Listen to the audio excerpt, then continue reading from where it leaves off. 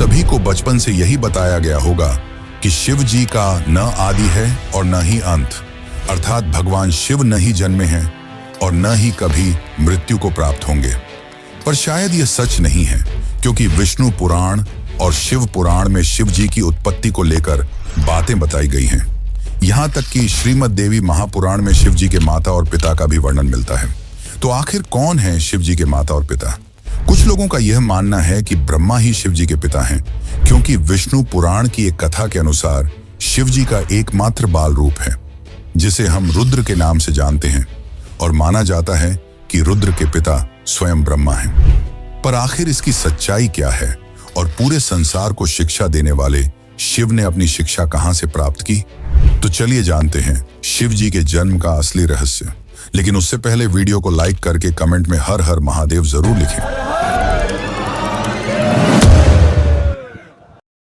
शिव पुराण के अनुसार शिव जी अजन्मे हैं, यानी कि उनका जन्म नहीं हुआ है, और वे स्वयंभू हैं, यानी कि खुद से ही उत्पन्न हुए हैं। क्या इसका मतलब यह है कि शिव जी के न तो माता हैं और न ही पिता?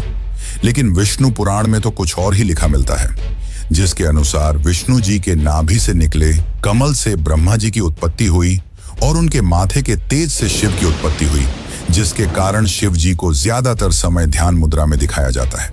लेकिन शिव पुराण में तो इसका उल्टा लिखा मिलता है, जिसके अनुसार एक बार जब शिव जी अपने घुटनों को मल रहे थे तो उनके घुटनों के मैल से श्री हरि विष्णु की उत्पत्ति हुई। अब इस मामले में तो दोनों पुराणों में अलग अलग बातें बताई गई हैं, परंतु विष्णु पुराण की एक और कथा के अनुसार ब्रह्मा ही शिव जी के पिता हैं। क्या यह सच है? तो चलिए जानते हैं इसकी सच्चाई।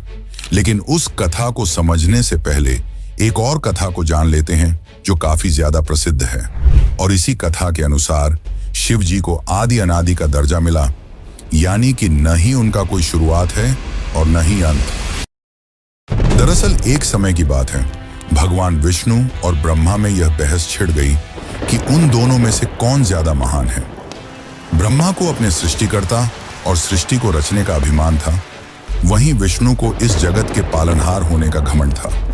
दोनों के बीच की बहस काफी बढ़ गई और तभी दोनों के बीच में एक विशालकाय खंभा आ खड़ा हुआ।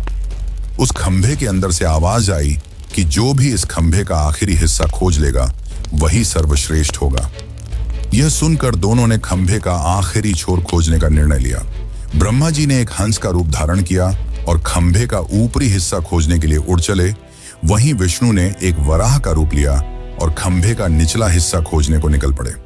हजारों वर्षों तक खोजने के बावजूद दोनों को उसका आखिरी छोर नहीं मिला, जिसके पश्चात वे थक हार कर वापस लौट आए। अंततः खंभे के भीतर से शिव जी प्रकट हुए। यह कथा यह दर्शाती है कि शिव जी का न तो आदि है और न ही अंत। लेकिन दोस्तों, क्या आपको पता है, इसी दौरान जब विष्णु और ब्रह्मा थक हार कर वापस लौटे और जब शिव जी प्रकट हुए, तब उन्होंने दोनों से पूछा कि क्या आपको खंभे का आखिरी छोर मिला? विष्णु ने निराशा भरे शब्दों में कहा कि मैं इसका आखिरी हिस्सा खोजने में असफल रहा, परंतु ब्रह्मा जी ने यह झूठ बोला कि वह इसका आखिरी हिस्सा खोजने में सफल रहे।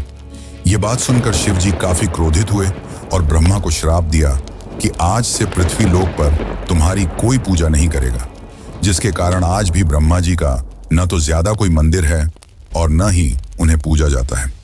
वैसे दोस्तों, इसके पीछे एक और कथा है जो भगवान ब्रह्मा और उनकी पुत्री से जुड़ा हुआ है, पर हम उसकी बात किसी और वीडियो में करेंगे।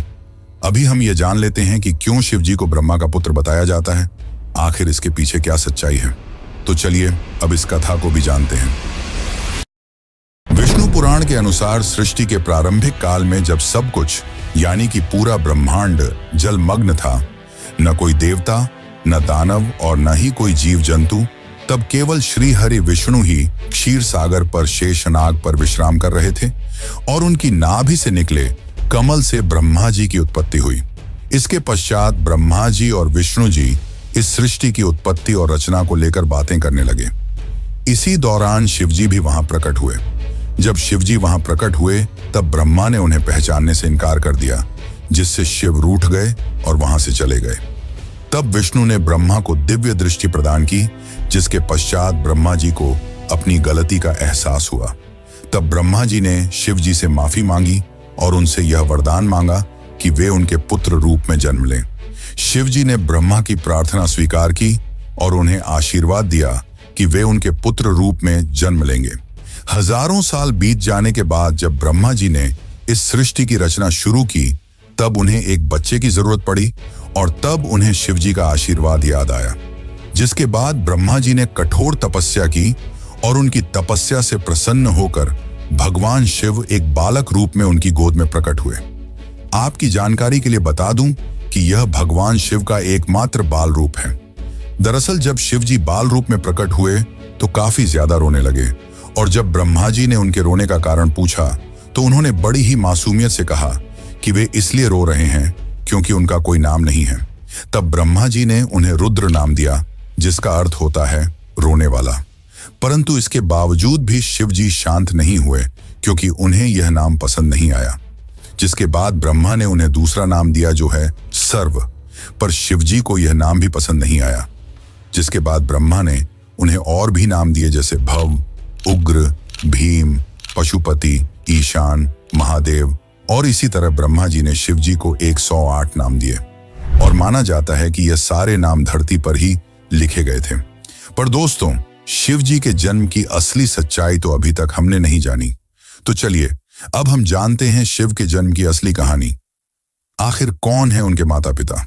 लेकिन उससे पहले आपसे एक विनती है कि अगर आपको यह वीडियो अच्छी लग रही है तो इसे अपने दोस्तों, रिश्तेदारों और अन्य शिव भक्तों को जरूर शेयर करें और कमेंट में लिखें हर हर महादेव। श्रीमद् देवी भागवत पुराण में शिव जी के माता पिता और उनके जन्म की बातें बताई गई हैं। यहाँ तक कि इसमें त्रिदेवों यानी कि ब्रह्मा और विष्णु के भी जन्म की सच्चाई देखने को मिलती है। दरअसल जब हम शिव कहते हैं तो वह निराकार ईश्वर की बात होती है और जब हम सदाशिव कहते हैं तब ईश्वर महान आत्मा की बात होती है और जब हम शंकर या महेश कहते हैं तो सती या पार्वती के पति महादेव की बात होती है। बस बहुत से भक्त यह भेद नहीं कर पाते और सभी को समान मानते हैं। अब श्रीमद् देवी महापुराण के अनुसार देखा जाए तो एक बार की बात है, नारद जी ने अपने पिता ब्रह्मा से पूछा कि इस सृष्टि की शुरुआत किसने की है और साथ ही भगवान शिव, विष्णु और आपके पिता कौन हैं। तब ब्रह्मा ने उत्तर देते हुए कहा कि प्रकृति रूपी मां दुर्गा और काल सदाशिव ही उनके माता पिता हैं और उन्होंने ही त्रिदेवों यानी कि ब्रह्मा, विष्णु और शिव की रचना की है। शिव पुराण के अनुसार भी काल सदाशिव और पराशक्ति अंबिका ही शिव के माता पिता हैं और इन सब में भी श्रेष्ठ हैं काल सदाशिव, क्योंकि उन्होंने ही पराशक्ति अंबिका की भी रचना की, जिनकी 8 भुजाएं थीं और वे प्रकृति रूपी मां दुर्गा भवानी कहलाईं। बहुत प्राचीन समय की बात है, जब कुछ भी नहीं था, न आकाश, न धरती, न जीवन। उस समय केवल एक ही शक्ति थी, काल स्वरूप सदाशिव। वही आदि परमेश्वर हैं जिनसे सब कुछ उत्पन्न हुआ। सदाशिव के भीतर ही शक्ति रूप में दुर्गा भी विद्यमान थी। दोनों मिलकर काशी के आनंदवन में विचरण कर रहे थे। एक दिन दोनों के मन में यह विचार आया कि अब इस ब्रह्मांड में कुछ और प्राणियों की रचना की जानी चाहिए ताकि इस सृष्टि का विस्तार हो सके। उन्होंने सोचा कि किसी और पुरुष को पैदा किया जाए जो इस सृष्टि की जिम्मेदारी उठाए ताकि वे दोनों स्वयं निर्वाण की अवस्था में जा सकें, यानी मोक्ष में लीन होकर ध्यान और शांति में स्थित हो सकें। इसी उद्देश्य से सदाशिव ने अपने बाएं अंग से भगवान विष्णु को प्रकट किया। इसका मतलब यह है कि उन्होंने अपने शरीर के एक हिस्से से विष्णु को जन्म दिया। इसके बाद सदाशिव और दुर्गा ने एक और सृजन की योजना बनाई और वह था ब्रह्मा जी का जन्म। इस बार उन्होंने अपने दाएं अंग से ब्रह्मा को उत्पन्न किया और तुरंत ही विष्णु की नाभि से निकले कमल के फूल पर उन्हें बैठा दिया। वही कमल ब्रह्मा जी का आसन बना। अब जब ब्रह्मा जी उस कमल से उत्पन्न हुए तो उन्होंने सृष्टि निर्माण का कार्य अपने हाथ में लिया। लेकिन एक समय ऐसा आया जब ब्रह्मा और विष्णु के बीच यह विवाद हो गया कि उन दोनों में कौन श्रेष्ठ है, कौन सर्वोच्च है। दोनों की लड़ाई बढ़ने लगी। तभी अचानक एक बहुत बड़ा प्रकाश स्तंभ उनके बीच प्रकट हो गया, जिसकी कथा हम पहले ही जान चुके हैं। दरअसल उस प्रकाश स्तंभ से एक दिव्य वाणी आई। वह खुद ज्योतिर्लिंग रूप में काल थे।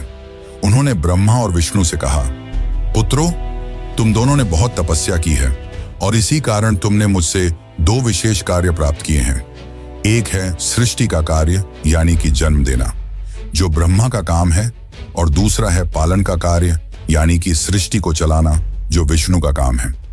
इसी प्रकार मेरा एक और रूप है रुद्र, जिससे मैंने संहार यानी कि विनाश के कार्य के लिए उत्पन्न लिया है। लेकिन काल सदाशिव ने यह भी स्पष्ट किया कि एक कार्य ऐसा है जो कोई नहीं कर सकता, और वह है कृपा करना। यह केवल सदाशिव ही कर सकते हैं।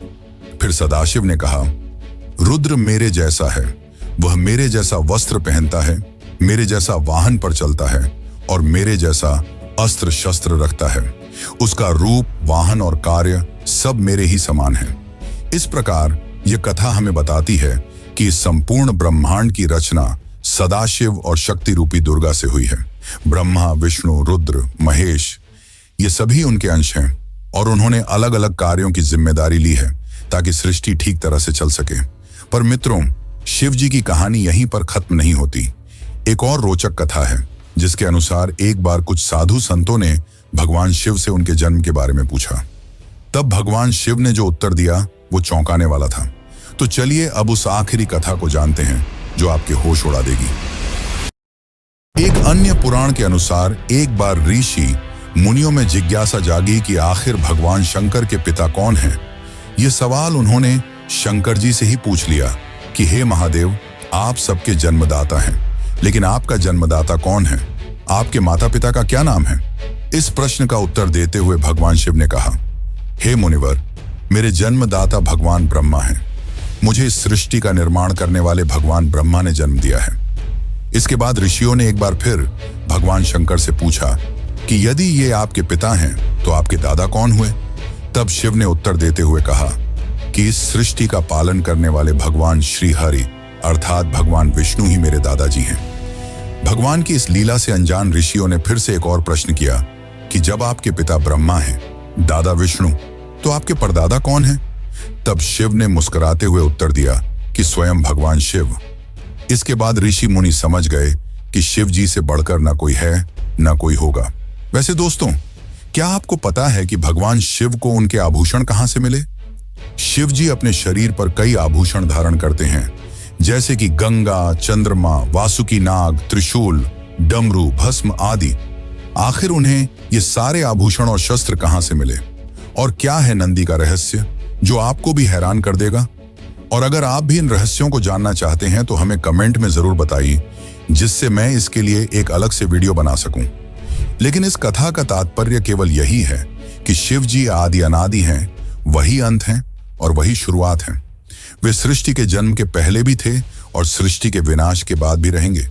शिव जो काल से भी परे हैं, जो श्मशानवासी हैं, जिन्हें मृत्यु का भय नहीं, जो मोह से भी परे हैं। लेकिन एक समय ऐसा क्या हुआ कि पूरी सृष्टि का संतुलन बिगड़ गया। शिव एक आम आदमी की तरह दुख में रोने लगे। उन्हें दुख था अपनी अर्धांगिनी सती की मृत्यु का। परंतु ऐसा क्या हुआ कि सती ने अपना देह त्याग दिया? और कैसे मिले शिव जी माता पार्वती से? अगर आप भी इस कथा यानी कि सती कथा को जानना चाहते हैं तो चैनल पर जाकर हमारी सती कथा वाली वीडियो जरूर देखें। धन्यवाद।